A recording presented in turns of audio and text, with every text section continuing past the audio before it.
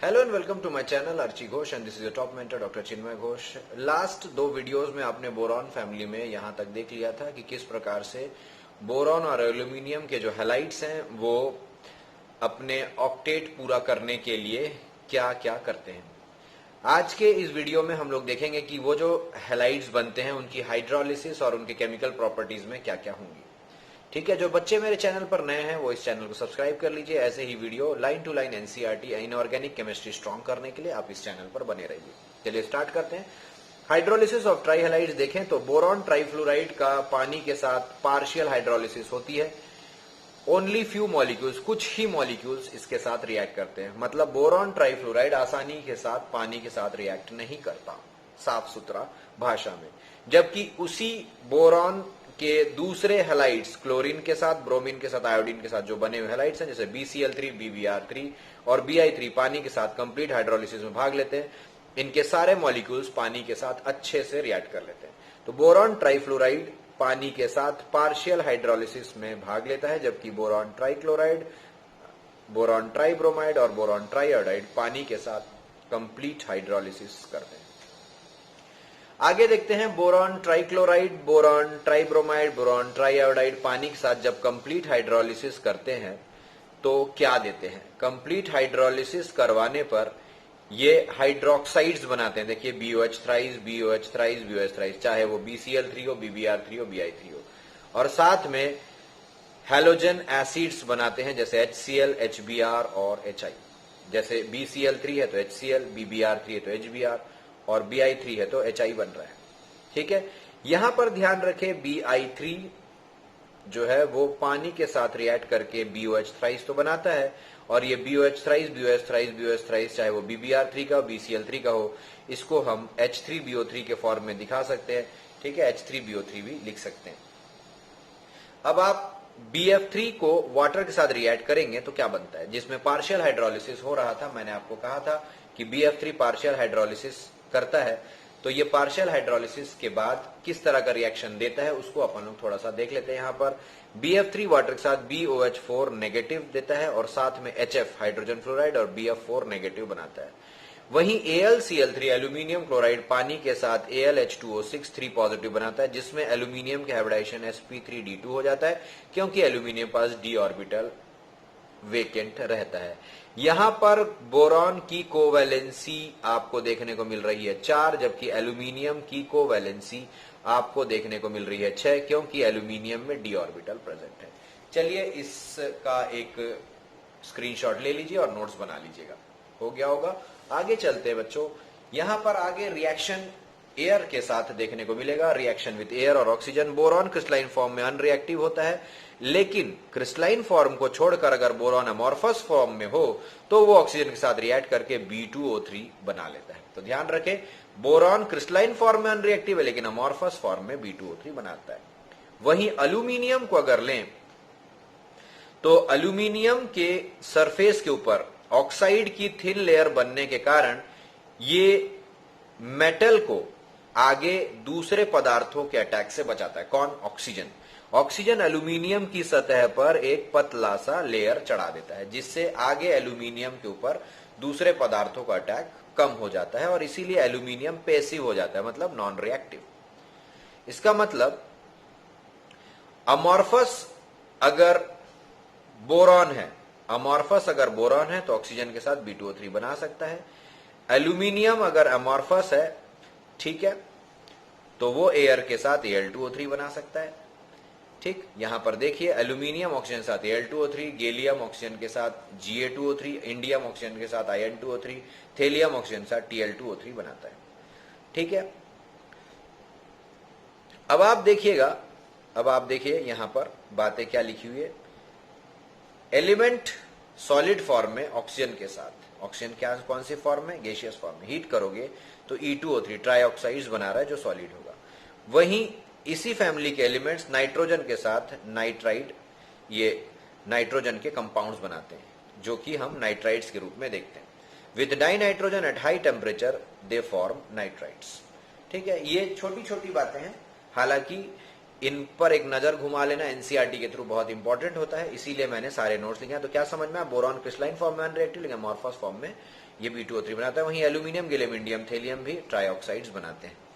ठीक है, आगे देख लेते हैं। B2O3 का नेचर एसिडिक है, एल्यूमिनियम और गैलियम एम्फोटेरिक है, वहीं इंडियम और थेलियम के ऑक्साइड्स बेसिक नेचर। मतलब टॉप टू बॉटम ग्रुप में अगर आप जाते हैं, टॉप टू बॉटम यदि आप ग्रुप में जाते हैं तो बेसिक कैरेक्टर बढ़ती है, बेसिक कैरेक्टर बढ़ जाती है, बेसिक कैरेक्टर बढ़ जाती है। B2O3 एसिडिक होता है, ये मेटल ऑक्साइड्स यानी बेसिक मेटल ऑक्साइड साथ रिएक्ट करके मेटल बोरेट्स बनाता है। इसका एक एग्जांपल यहां पर देख लीजिए। B2O3 एसिडिक है, मेटल ऑक्साइड बेसिक के फॉर्म में हमने सोडियम ऑक्साइड लिया, ये बना दिया Na2B4O7 मतलब सोडियम बोरेट। तो याद रखें, बोरॉन के नेचर एसिडिक है, वो मेटल ऑक्साइड बेसिक नेचर के मेटल ऑक्साइड रिएक्ट करके क्या बनाता है, बोरेट्स। ठीक है, स्क्रीनशॉट लीजिए, स्क्रीनशॉट लेकर नोट्स बना लीजिए। चलिए आगे बढ़ते हैं। आगे में रिएक्शन विथ एसिड्स एल्कलीज है। बोरॉन एसिड्स या एल्कलीज के साथ मॉडरेट टेम्परेचर पर रिएक्ट कर सकता है, बट बोरॉन ऑक्सीडाइजिंग एजेंट्स के साथ जैसे कंसंट्रेट HNO3, कंसंट्रेट H2SO4 साथ रिएक्ट करता है। Boron concentrate HNO3, concentrate H2SO4 साथ H3BO3, और साथ में अगर HNO3 लोगे तो NO2 बन जाएगा और H2SO4 लोगे तो SO2 बन जाएगा।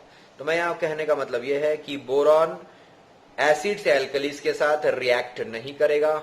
यहां सिंबल देख लीजिए, बोरॉन रिएक्ट नहीं करेगा किसके साथ, एसिड और एल्कली के साथ मॉडरेट टेम्परेचर पर। मॉडरेट टेम्परेचर भी लगाओगे, हाई टेम्परेचर बात नहीं, नॉर्मल और मॉडरेट टेम्परेचर पर तो रिएक्ट नहीं करता। लेकिन ये ऑक्सीडाइजिंग एजेंट्स जैसे कि कंसंट्रेटेड एसिड्स लोगे तो बिल्कुल रिएक्ट करेगा।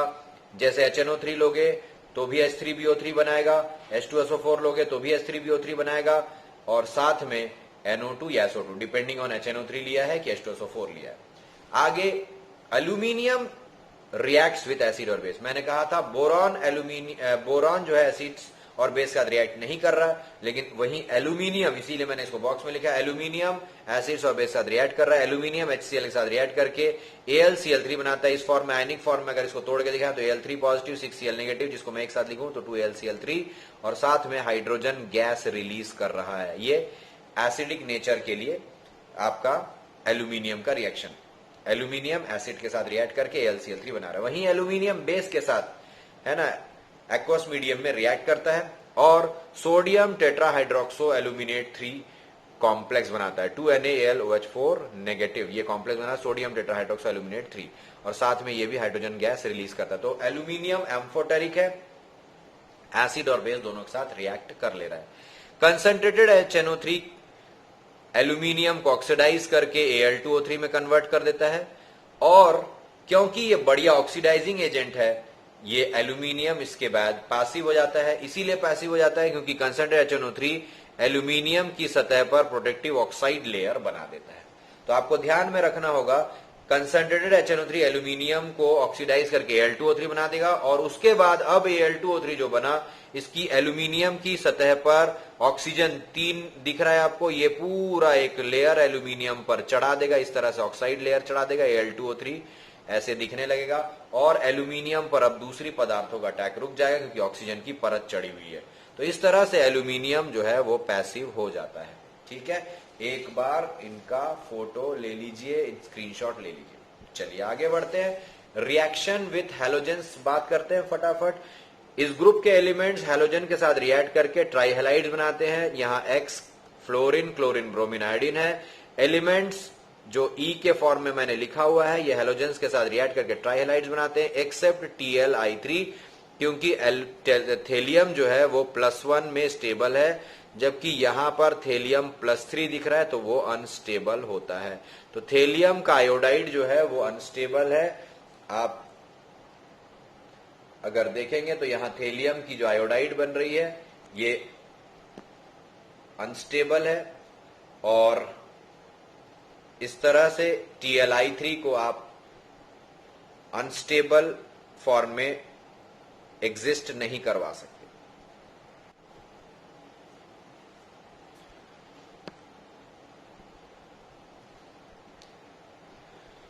वहीं बोरॉन हैलोजेंस के साथ एल्यूमिनियम हैलोजन के साथ गैलियम इंडियम थेलियम हैलोजन के साथ रिएक्ट करके BX3 LX3 GX3 INX3 TLX बनाते हैं।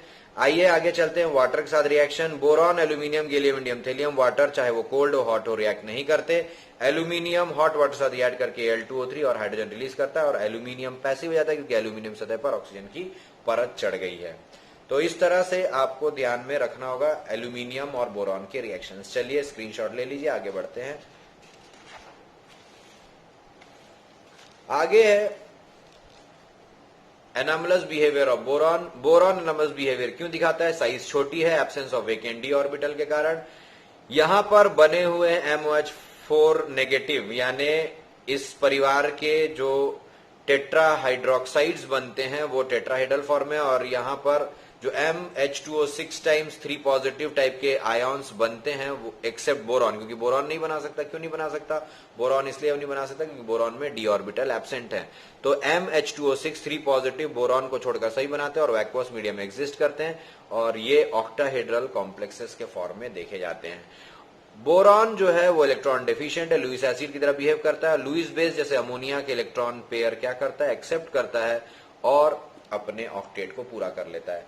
बोरॉन की मैक्सिमम कोवेलेंसी 4 होती है due to absence of vacant d orbital. वहीं बाकी तत्वों की रेस्ट एलिमेंट्स की डी ऑर्बिटल होने के कारण उनकी कोवेलेंसी बियॉन्ड 4 एक्सपेक्ट की जा सकती है। AlCl3 डाइमराइज होकर Al2Cl6 बनाता है हैलोजन ब्रिजिंग के द्वारा। ये सब मैंने आपको लास्ट वीडियो में दिखा दिया। Boron cannot form BF63 negative due to absence of vacant d orbital.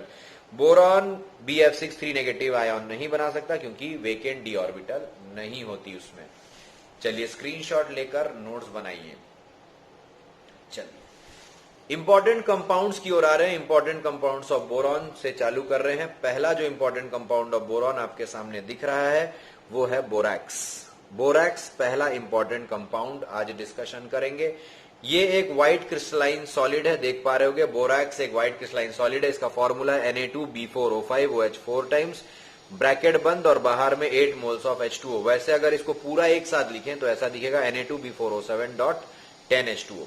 ठीक है, इसकी स्ट्रक्चर यहां पर देखिए, मैंने यहां पर बना रखा है 2Na पॉजिटिव, ठीक है, ब्रैकेट के अंदर। अब देखिए B4O5 है ना और OH4, ये देखिए B4 1 2 3 4 B4, ठीक है, और OH कितने हैं? 4।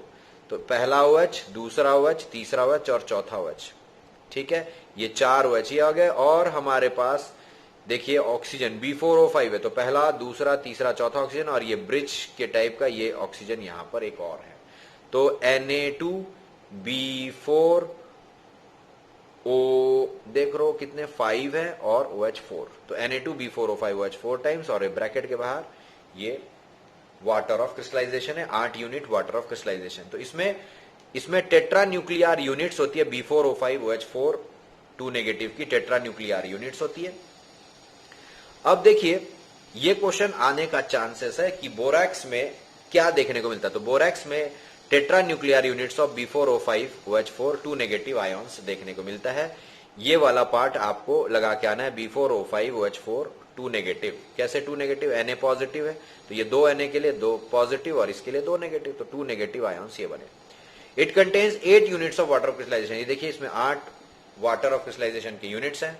इन this structure there are 5 BOB linkage. देखो पहला BOB, दूसरा BOB, तीसरा BOB, चौथा BOB और पांचवा, तो 5 BOB लिंकेज है। ये सब एंट्रेंस एग्जाम में आते हैं। 2 sp3 बोरॉन है और 2 sp2 बोरॉन है। कैसे?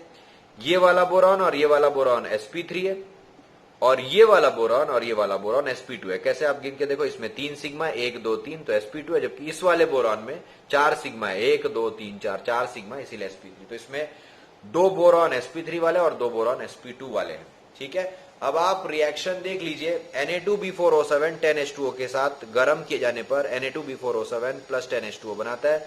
बोरैक्स सोडियम मेटाबोरेट में कन्वर्ट हो जाता है। क्या हुआ? Na2B4O7.10H2O को हीट किए तो ये 10 मॉलिक्यूल्स जो है वाटर ऑफ क्रिस्टलाइजेशन के, ये गर्म होकर निकल गए बाहर। अब बचा कितना?